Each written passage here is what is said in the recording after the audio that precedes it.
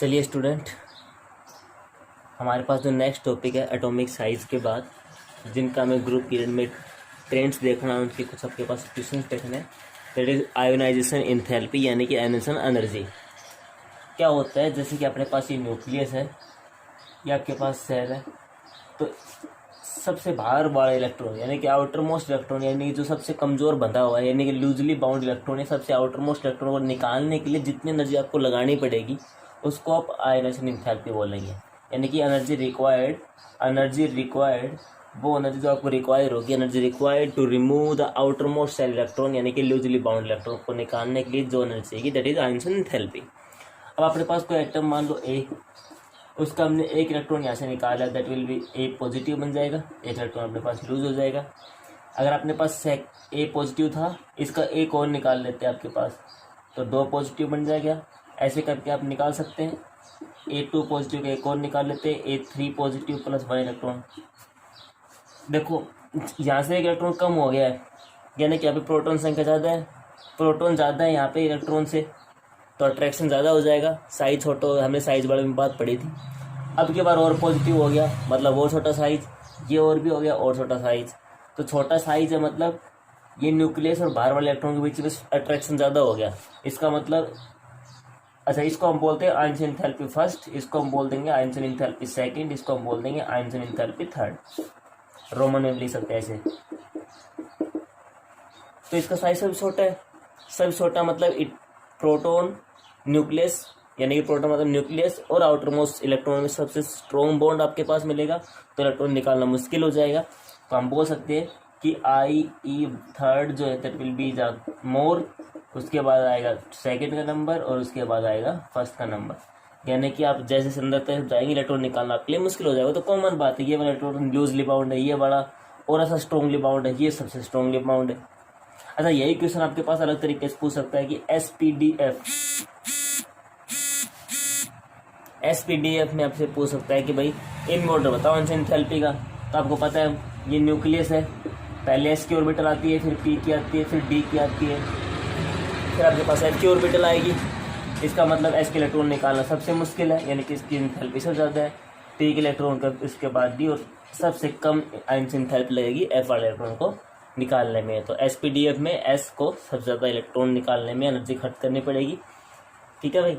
और जितना अंदर तक जाएंगे, यानी कि अगर 3 तक की बात करते हो तो आयोनाइजेशन एंथैल्पी थर्ड जो होगी वो आपके पास फर्स्ट और सेकंड से ज़्यादा होगी।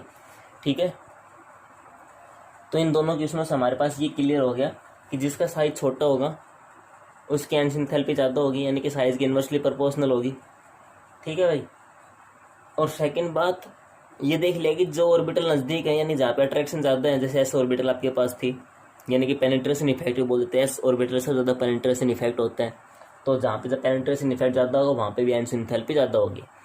अगर और एक इलेक्ट्रॉनिक कॉन्फ़िगरेशन भी आपको यहाँ पे नोट डाउन करना पड़ेगा। जैसे कि एग्जांपल के तौर पे हमसे क्वेश्चन को पूछ लेते हैं कि भाई 1s2 2s1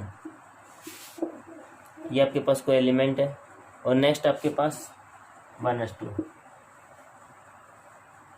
आपसे पूछ लेता है कौन से इलेक्ट्रॉन निकालने में आपको ज़्यादा है, कम एनर्जी लगानी पड़ेगी, कैसा भी हो।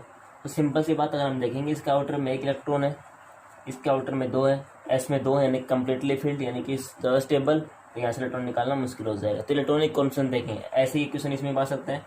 जैसे आपके पास 1s2 2s2 2p3, 1s2 2s2 2p4, किसकी बात कर रहे हैं हम, नाइट्रोजन और ऑक्सीजन। अगर फैमिली वाइज होंगे कोई भी क्वेश्चन देखेंगे, यहाँ पे पी के लास्ट में 3 है, 3 का मतलब आपके पास इस टाइप से इलेक्ट्रॉन है, हाफ फील्ड जिसको आप बोल देंगे। और ये क्वेश्चन हम कर चुके हैं, half filled are more stable, इसका मतलब इसकी आयोनाइजेशन एंथैल्पी एक्सेप्शनली ज़्यादा होगी ऑप्शन से। देखो भाई, अगर ट्रेंड्स की बात की जाए तो ट्रेंड्स हमारे पास क्या हो गया, मैंने कहा था साइज बढ़ेगा नीचे, आपको पता है नीचे चलते तो साइज इंक्रीज होता है। ठीक है, तो आप बोल सकते हैं नीचे चलेंगे तो जेड इफेक्टिव की वैल्यू कम हो जाएगी, साइज इंक्रीज हो जाएगा, और साइज इंक्रीज मतलब आयोनाइजेशन एंथैल्पी लेस होती जाएगी। इस साइड हमें इससे उल्टी बात है, जेड इफेक्टिव ज़्यादा हो जाएगा, साइज आपके पास डिक्रीज हो जाएगा, तो आयोनाइजेशन एंथैल्पी ज़्यादा हो जानी चाहिए थी। तो होना ये चाहिए था कि ऑक्सीजन की ज़्यादा होनी चाहिए थी नाइट्रोजन से, ये होना चाहिए था, बट ये होता नहीं है। नाइट्रोजन की ज़्यादा होती है ऑक्सीजन से बिकॉज ऑफ हाफ फील्ड। ठीक है, अगर आपके पास क्वेश्चन पूछे कि भाई अब देखो, अगर मान लो आपने पहला इलेक्ट्रॉन निकाल लिया और आयनिक एंथैल्पी फर्स्ट में आपका हल क्या हुआ कि नाइट्रोजन ज़्यादा निकली ऑक्सीजन से बिकॉज ऑफ हाफ फिल। अगर मान लो एक इलेक्ट्रॉन निकालने के बाद देखिए, मतलब मैं बात कर रहा हूँ आयनिक एंथैल्पी सेकंड की, निकालो भाई, यहाँ पे 2 बच जाएंगे, एक इलेक्ट्रॉन कम करना है, यहाँ पे 3 बच जाएंगे। अब हाफ फील्ड कौन बचा?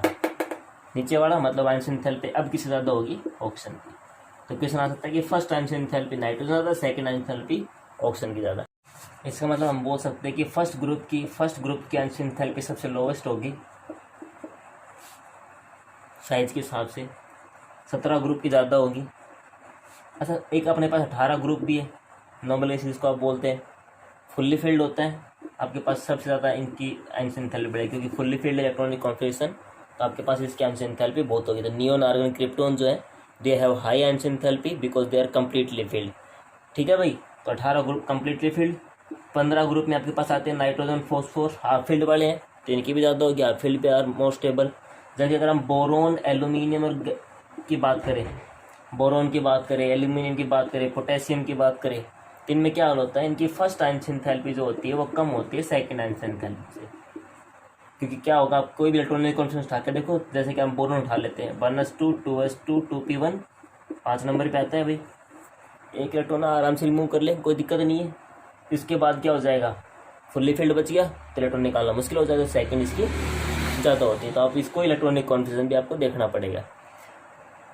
सेकंड बात, अगर हम इसी केस को जैसे हमने लेते लिथियम ले लिया हमने 1s2 2s1, ये सिंपल आपके पास क्वेश्चन है, कॉन्फिगरेशन आपको देखना पड़ेगा, चार्ज वगैरह भी आपके पास देखने पड़ेंगे। तो 1s2 2s1 अगर आप देखेंगे यहाँ पे हमें पहला इलेक्ट्रॉन निकालना है भाई, आराम से निकलेगा। फर्स्ट आयनिक एंथैल्पी आपके पास जो भी वैल्यू होगी, ये नहीं, ये तो हमें पता है लो होगी। इसके बाद कम्प्लीटली फील्ड, तो आपके पास सेकेंड आयनिक एंथैल्पी की वैल्यू हाई होगी। तो ग्रुप नंबर फर्स्ट में फर्स्ट और सेकेंड आयनिक एंथैल्पी में बहुत सारा डिफरेंस होता है। अगर आपसे क्वेश्चन पूछे कि भाई किसी की आयनिक एंथैल्पी लो है, उसकी क्या इंपॉर्टेंस है, मतलब लो आयनिक एंथैल्पी क्या इंपॉर्टेंस है, तो मुझे बताओ क्या लो आयनिक एंथैल्पी, इसका मतलब आपके पास इलेक्ट्रॉन जो है, इलेक्ट्रॉन्स जो आपके पास हो, द इलेक्ट्रॉन्स इजी रिमूव हो जाएगा भाई। ये तो आप बोलते हैं जिसकी आयनिक एंथैल्पी लो होगी, इसका मतलब इलेक्ट्रॉन आराम से निकल जाएगा। इलेक्ट्रॉन जो आराम से अपना छोड़ रहा है, निकल रहा है जिसका इलेक्ट्रॉन, इसका मतलब हम ऐसा बोल सकते हैं जो इलेक्ट्रॉन लूज करते हैं भाई, आपके पास इसका रिड्यूसिंग करैक्टर, तो वो अच्छे रिड्यूसिंग करैक्टर के हैं।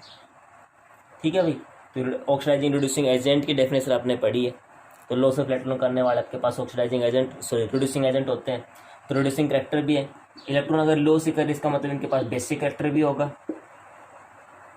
ठीक है भाई, इलेक्ट्रॉन लॉस कौन करता है, जैसे आप सोडियम को देखो, इलेक्ट्रॉन आराम लॉस हो जाता है और उसकी जब वाटर रिएक्शन कराते हैं क्या बनता है, न्यूज, बेसिक इन नेचर। अच्छा, ये छोड़ेंगे अपने इलेक्ट्रॉन तो लूज कर रहे हैं, जिसका मतलब क्या बनाएंगे, कटाइन के फॉर्मेशन का। तो अगर लो आयनिक एंथैल्पी है, इसका मतलब इलेक्ट्रॉन आराम से निकल जाएगा, रिड्यूसिंग करैक्टर भी अच्छा होगा उनका, बेसिक करैक्टर भी अच्छा होगा। कटाइंस वो बढ़ाएंगे अपने इलेक्ट्रॉन छोड़ के, और कटाइंस जो बढ़ाएंगे इसका मतलब कैसे नेचर में कैसे वही वो आयनिक करैक्टर शो करेंगे। और इलेक्ट्रॉन जब रिमूव कर रहे हैं तो इसका मतलब जो हमने यूनिट नंबर सेकंड में एक इफेक्ट पढ़ा था, फोटो इलेक्ट्रिक इफेक्ट, उसको भी शो करेंगे। तो लो आयनिक एंथैल्पी का मतलब ये सब आपके पास पॉइंट्स हो सकते हैं। अगर हम आयोनाइजेशन एंथैल्पी के ट्रेंड्स की बात करें, यानी किस चीज़ों पे ट्रिक की बात करें, कहाँ पे उनको देखना पड़ेगा, जैसे ग्रुप पीरियड में हमने पढ़ लिया, इसके ऊपर जो क्वेश्चन बनते हैं वो पढ़ लिए कि किसकी आयनिक एंथैल्पी ज़्यादा होती है, किस तरह उनको देखना है। तो अगर हमने देखा है कि जब आयनिक एंथैल्पी जो थी वो डाउन द ग्रुप डिक्रीज हुई थी क्योंकि साइज बढ़ता है, तो सिंपल सी बात है आयनिक एंथैल्पी साइज के इन्वर्सली प्रोपोर्शनल हुआ। और साइज के इन्वर्सली ये आपके पास जेड इफेक्टिव है। जेड इफेक्टिव देखो, अगर आपको पता है जेड इफेक्टिव अगर कहीं पे ज़्यादा है, इसका मतलब वहाँ पे साइज कम है।